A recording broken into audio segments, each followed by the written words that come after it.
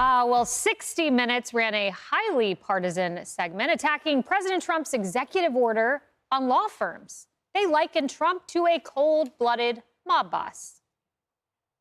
It was nearly impossible to get anyone on camera for this story because of the fear now running through our system of justice.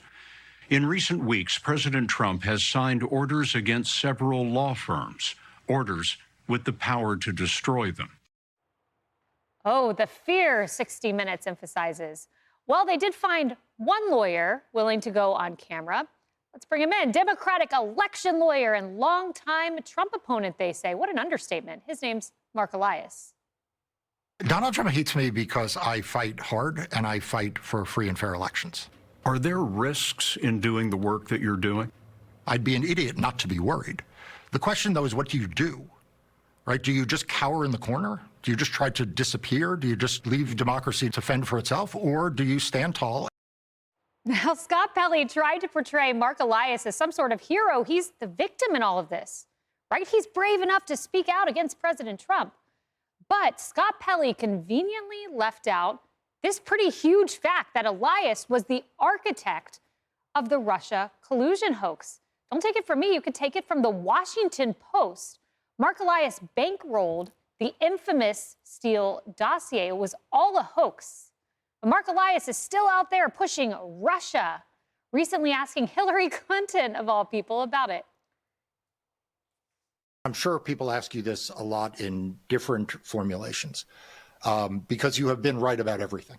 You would say that. I mean, you know, that my grandchildren would laugh at that. But for people who come up to you and say, look, you know, I feel like you were cheated.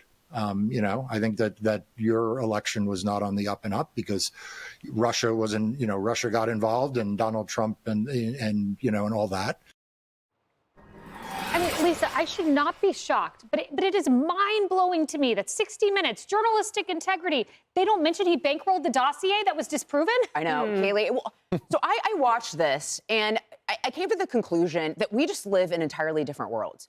And you have over 77 million Trump supporters who viewed the past 4 years as Joe Biden, as our democracy was under attack, that our rule of law was being eroded by President Obama or President Biden, rather, and the Biden administration. And now under President Trump, you've got the Harris supporters, over 75 million, who view him that way, who view the Trump administration that way. So we live in entirely different worlds, and there's not a lot of overlap in between. And so what does that mean for the long-term health of a nation, right? And watching this, it's so interesting to see someone like Marc Elias believe that he is the defender of democracy when, as you pointed out, he was heavily involved in the Russia hoax, heavily involved in the weaponization of our government against President Trump, or heavily involved in 2020 with changing election law via the court during COVID, which really undermined the confidence in elections for so many Americans across the country. So I don't know how we move forward when two sides of the country just view the world so polar opposite. You know, you're exactly right about the election law. And Harris, he's been instrumental in pretty much every Democratic lawsuit that we see, the big marquee ones. They also don't mention the fact that he was sanctioned by the Fifth Circuit for unethical conduct. He filed a duplicative motion. Long explanation, but again, another fact just left out. Well, and this is similar, adjacent to our story last hour with the New York Times, even after days to update the story, didn't include an illegal alien and a really important story about, you know, he's a suspect in a violent attack. Like, it is rather shocking how it happens. What Lisa just said, though, about the future is what I care about. At the end of the day, where are we going? I don't know how we right the ship when half the country does see it so differently, but I can tell you this. I still believe with all my heart, Lisa, that every American values the truth if you will tell it and be brave when you tell it and don't back down. And my question would be for Scott Pelley, who's had years of great journalism that I've seen. Did he not know those details about his guest? Did he think that they weren't important to talk about the resume and some of the problematic areas that you mentioned, Kaylee, for his viewers to put this man into perspective during that interview?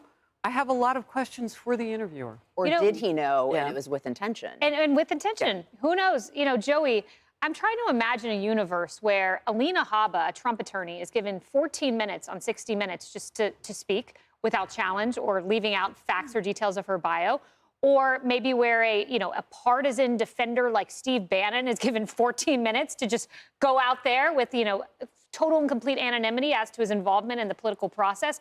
Does that universe exist? No, they wouldn't give Trump 14 minutes to defend himself without telling him all the reasons that he's wrong and fact-checking him as a journalist. What bothers me about this is the real premise of this 60 Minutes piece is to present President Trump as this attack on our judicial system, on our legal system. In other words, we spent an entire election where they valued Mar-a-Lago at $18 million in a lawsuit, which was ridiculous. They, I think, fined him $500 million for borrowing money that he paid back in full and created successful business here in this city. And so the reason why I'm bringing this up is they're presenting him as this guy who's attacking how our judicial system works, and what they're overlooking is all of these millions of Americans who voted for him knowing that the lawfare came for him, and voting for him meant he might right that ship. I hope that we sit here in a couple of cycles and we don't have to worry about, does the next president get even with the last one? But that's kind of where we are, and we're not the reason we're here. We saw what happened going into the 2024 election. We saw what happened going into even the 2016 election, and Democrats chose to play a dirty game, and they decided to play it with a New York City real estate mogul. What did you think would be the repercussion and response if he was elected into office? Now, I understand I don't want him going after every member of Congress in every petty way, the same way I didn't want them going after his financial assets.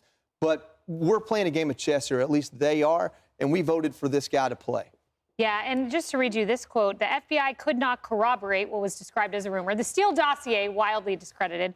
At least one allegation was promoted by Clinton campaign representatives, and Marc Elias was the general counsel. Well, and the piece was over 14 minutes. To your point, it was about 12 minutes in when they finally did the footnote on who he is and his history. The footnote. That was it came across as a footnote. But I also thought it was a little bit of a dangerous game, because what I didn't like about the piece was, why didn't you at least interview one person that supported President Trump's moves against these law firms? At least give the other side. This was a very one-sided piece, and I never like anything like that. I think it should be more balanced, and it wasn't. The other thing is, this was very dangerous, I thought, for the company, because they've got a $20 billion lawsuit right now that they're dealing with. They're probably going to settle, but at the same time, why would you feed more fuel into the fire of President Trump and angering him over doing something like this, when you're already trying to settle a $20 billion lawsuit? CBS has got a lot of other financial problems that they've got to deal with. I just didn't think this was good timing at the end of the day for the company. And the footnote happens, that was not contemporaneous with the interview. It happens after it's edited, I would assume,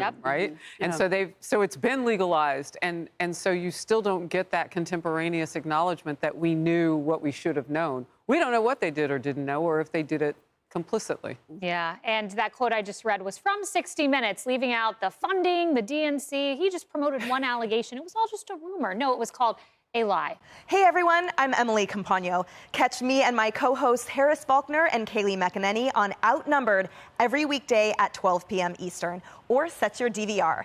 Also, don't forget to subscribe to the Fox News YouTube page for daily highlights.